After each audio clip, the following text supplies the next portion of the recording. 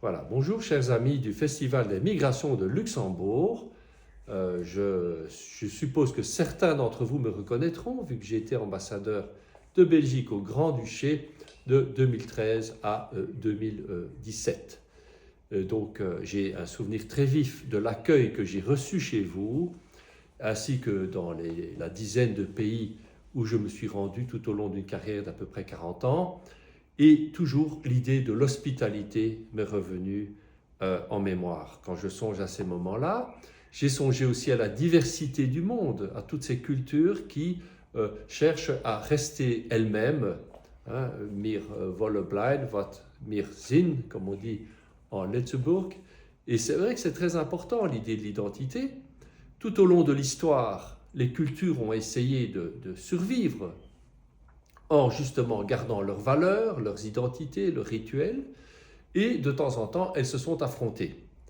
Il y a dans l'histoire, comme vous le savez, eu des grands mouvements de population, ça ne s'est pas toujours très bien passé.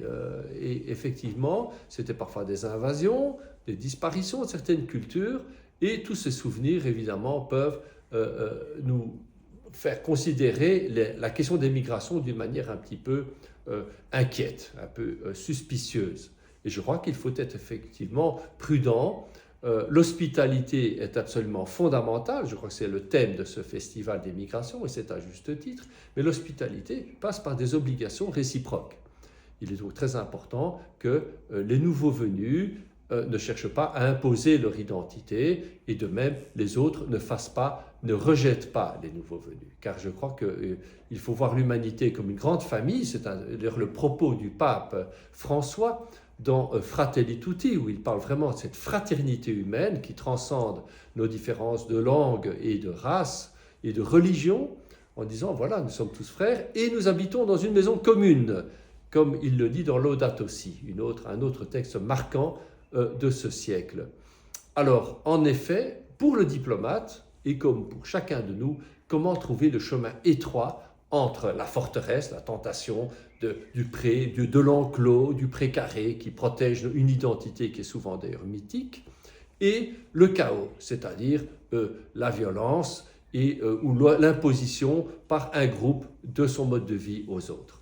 Et ça, c'est un peu le défi de la diplomatie depuis toujours. C'est comment faire coexister la différence, comment même valoriser la différence, en faire un atout au lieu d'en faire un problème entre tous ces peuples qui ont tout intérêt à vivre ensemble. C'était, rappelez-vous aussi, le grand pari de l'Union européenne, après justement une terrible aventure au XXe siècle, cette idée qu'un peuple était meilleur que les autres, qu'une race était supérieure, et tout ce délire qui a malheureusement provoqué des millions de morts.